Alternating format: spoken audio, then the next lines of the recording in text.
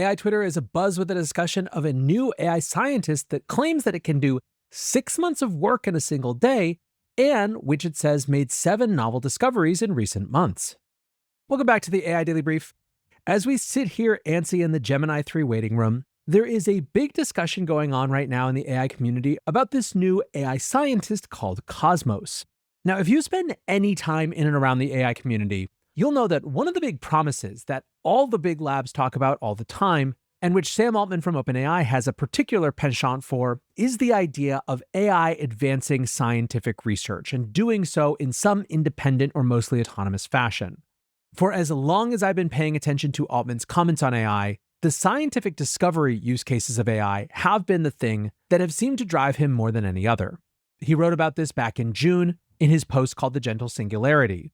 Back then, pre-GPT-5, he wrote, "We already hear from scientists that they are 2 or 3 times more productive than they were before AI.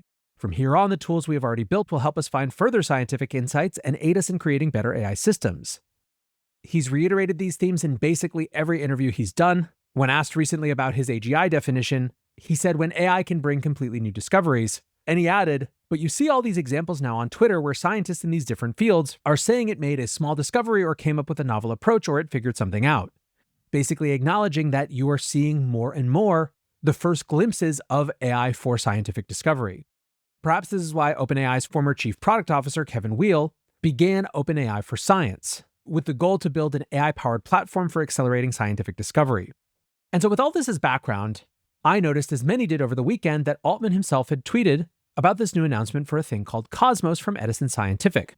Sam added, "This is exciting. I expect we are going to see a lot more things like this, and it will be one of the most important aspects of AI.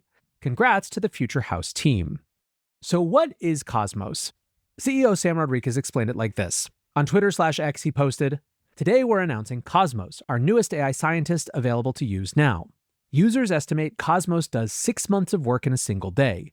One run can read 1,500 papers and write 42,000 lines of code. At least 79% of its findings are reproducible. Cosmos has made 7 discoveries so far, which we're releasing today, in areas ranging from neuroscience to material science and clinical genetics, in collaboration with our academic beta testers. 3 of the discoveries reproduced unpublished findings, and 4 are net new, validated contributions to the scientific literature. AI-accelerated science is here." So let's talk about what these discoveries were. As Rodriguez said, 3 of the discoveries saw Cosmos independently reproducing findings that were previously made by human scientists.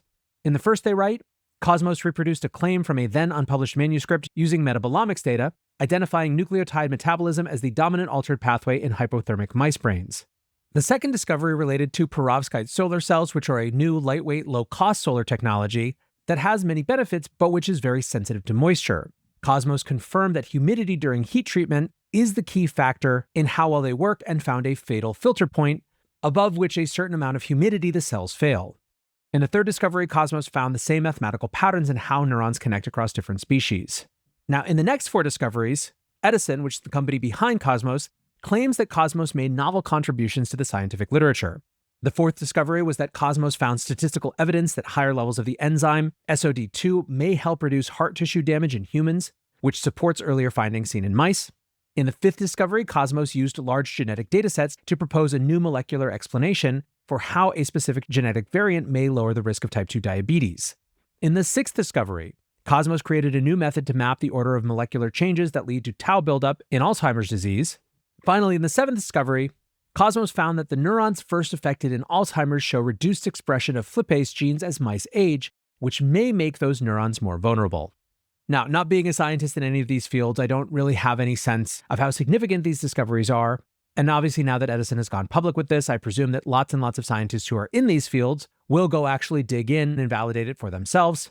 And of course, I think it is going to be a very necessary skill as we head into the age of AI scientific discovery to be extremely skeptical of claims as a default position, even if you have no prior reason to doubt the source of those claims. We just generally need to keep our skepticism very high. Still, it seems extremely, extremely promising. And so how does this work? Sam Rodriguez acknowledged that these numbers are out of sync in a positive way with previous estimates of where agentic capabilities were. In that same announcement post on X, he wrote, "We are aware that the 6-month figure is much greater than estimates by other AI labs like Meter about the length of tasks that AI agents can currently perform." So how do they do this? They write, our core innovation in Cosmos is the use of a structured, continuously updated world model. Cosmos's world model allows it to process orders of magnitude more information than could fit into the context of even the longest context language models, allowing it to synthesize more information and pursue coherent goals over longer time horizons than any of our prior agents. Now, one note here is, as Simon Smith points out, when I looked at the Cosmos paper, it wasn't clear what world model meant. I got the sense that it's a knowledge graph to which agents add information as they collect it, which is cool and useful, but probably not what most people mean by world model. Given that we have recently been talking about world models, I think the distinction is important. Carlos Perez tries to simplify what they have going on under the hood. He wrote, "We hear AI scientist and think it's just a chatbot that's good at summarizing Wikipedia. I was skeptical too. Most of these systems are toys. They can do a cool analysis, but they lose focus after a few steps. They can't run a real long-term investigation. The real problem wasn't raw intelligence, it was coherence. Imagine trying to write a book with 100 different people who can't see what anyone else is writing. You get a mess of disconnected paragraphs. That's what previous AI agents were like. Brilliant, but hopelessly siloed. So the team behind Cosmos didn't just try to build a smarter brain, they built a shared consciousness. They call it a structured world model, which sounds complex, but the idea is genius. Think of it like a giant live updating whiteboard. Cosmos unleashes hundreds of AI agents in parallel. One reads scientific papers, another analyzes data. When an agent finds something, it puts it on the whiteboard. Crucially, every other agent can see the whole board. Now, for those of you who've been following along for a while, this sounds to me a bit like Doctor Strange, but for scientific research, where you spin up a lot of instances of a thing doing similar work so that it can in aggregate outperform. Nico McCarty writes, the general idea is that science follows a series of steps and that many of these steps can be automated. Those steps are search the literature, read stuff, use your reading to come up with new hypotheses, try to draw connections between things, analyze data to draw conclusions, write up your results, repeat. He continues, Cosmos uses two separate agents, one for data analysis and another for literature searches, to go out and do these tasks while sharing information with each other. The agents can then see what the other agents have learned, which is super useful. They exist within a single world model. A single run of Cosmos can execute up to 42,000 lines of code across 166 different data analysis agents, and also read 1,500 scientific papers using 36 literature review agents. Each run takes up to 12 hours. So that's the gist. You spin this thing up, give it a huge prompt, and then let it cook. Now, it is important to note that even the team themselves don't think that things are perfect. First of all, they say, you have to know how to use it, and it's much closer to a deep research tool. It's pricey at $200 a run. And they point out, while Cosmos certainly does produce outputs that are the equivalent of several months of human labor, it also often goes down rabbit holes or chases statistically significant yet scientifically irrelevant findings. They point out, we often run Cosmos multiple times on the same objective in order to sample the various research avenues it can take. Which brings up one of the interesting questions. In that same post from Nico, he wrote, I'm not wholly convinced that the idea of extremely long runs will be palatable to most biology researchers. My take is that researchers are looking for more of a real-time collaborator, where you're constantly prompting and getting immediate feedback, rather than just delegating huge open-ended tasks to agents.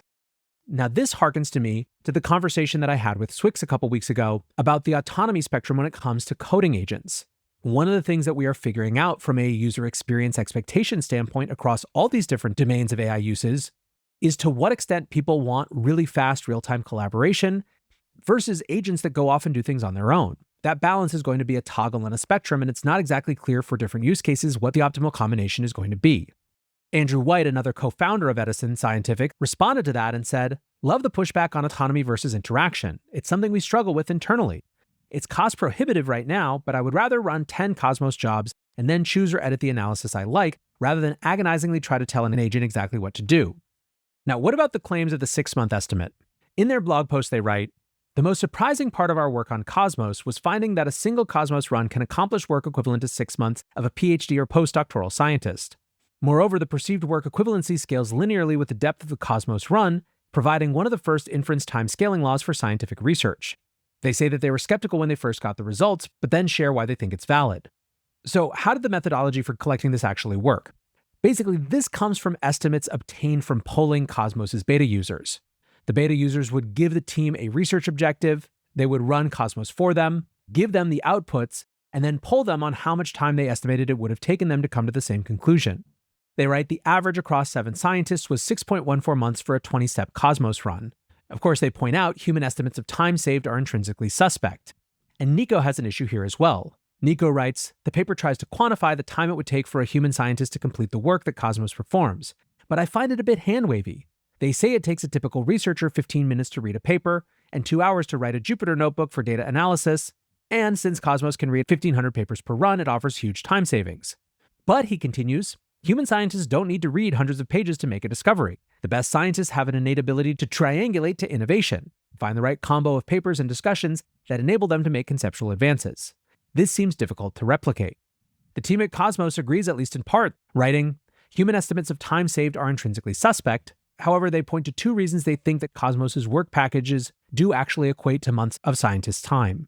The first are the 3 discoveries that had been previously made but unpublished by humans, and the second was independent time estimates, which got that single paper 15 minutes piece. Now, whether you think all of those numbers add up to exactly the right metric, again, I think it's fine to be skeptical. But there's clearly something powerful going on here and progress being made.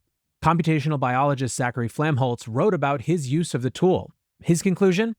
It is an understatement to say that I was impressed with what Cosmos did. From the well-structured discovery report, it was obvious that Cosmos understood my research question on par with my own understanding. This was new for me and AI tools. Previously, I used this research question to test other commercially available chatbots, and none have sufficiently understood my question with the correct nuance and scientific context to advance my understanding of the question, let alone do work on the problem. The last paragraph reads, I'm writing this post and starting this blog because my experience with Cosmos is causing me to reimagine what my career will look like. Until now, commercial AI tools have been an efficiency multiplier for which I am very grateful. But Cosmos is different. The scientific enterprise will remember November 5th, 2025. Stay tuned. Big words, of course, but very interesting stuff. You can find out more about Cosmos at edisonscientific.com, and certainly I think that this will be a theme that we keep coming back to. For now, that's going to do it for today's AI Daily Brief. Appreciate you listening or watching as always, and until next time, peace.